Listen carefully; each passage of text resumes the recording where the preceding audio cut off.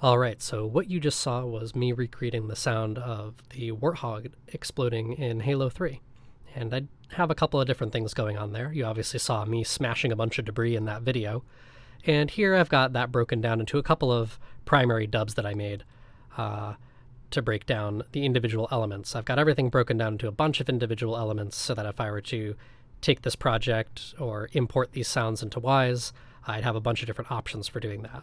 I would normally work in Pro Tools, but I've been tooling around with Nuendo and its interconnectivity with Wise lately, which is really kind of a blast, where I can just click on stuff and export events right to Wise. I guess that's a shameless plug for Steinberg. I hope I hope they enjoy the free advertisement.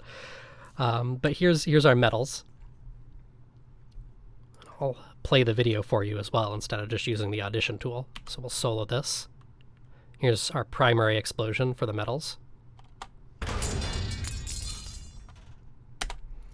And this next one will be our secondary explosion for the metals.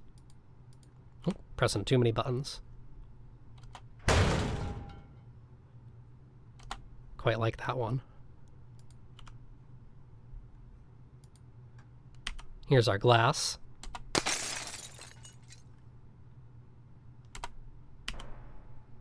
You're hearing a bit of reverb there from our combustion sound.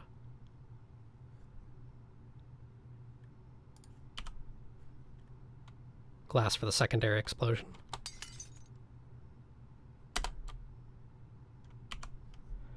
And here's that combustion sound.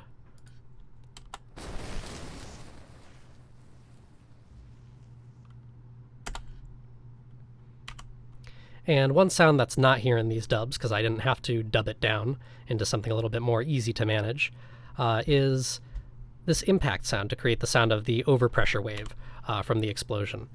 This is actually a metal locker that I did some damage to in a soundstage about 1.5 years ago.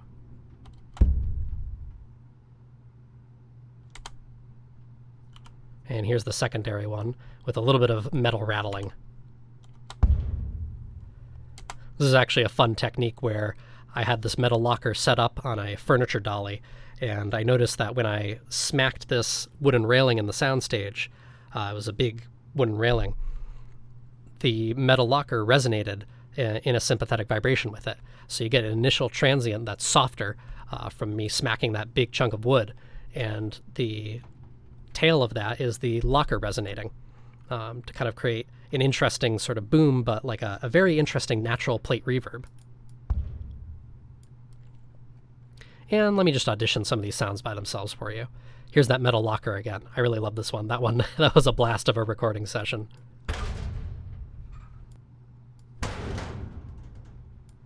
And here's our rebar, aluminum, a little bit of our walk. It's mixed pretty low in here. There's some fun debris sounds in there. Here's our glass being smashed. And some smaller glass pieces being smashed. That impact again. The combustion sound, I took that recording of the matches and did a bunch of stuff to that, where there's a lot of pitching things up, pitching things down, creating some duplicates, reversing things, chopping them up, just to create more of a larger sound with more depth to it. And then I tossed in some little pieces of glass breaking here and there to just want to be little sprinkles on the top of the sonic cake that is that sound. I wanted something a little bit different than just a typical bonfire burning sound that would have the sounds of wood popping and cracking as little chunks of sap sort of ignite, or pockets of air within the wood burst. That's not something that would be happening with this up here. There'd be stuff that's highly flammable or highly combustible burning. So the highly flammable material on the tip of a match seemed like it would work to me, so I tied a bunch of them together and tried doing something with that. I created a bit of a low rumble using Serum to add a little bit of interesting sounds to this as well. Let's see if you can hear it. It's not the loudest sound, especially when it's mixed down in the mix. There we go. I'm Travis Devin, and this was just a quick sneak peek of some of my sound design. But that's that. I hope you enjoyed this. I'll play that video for you once more at the end of this.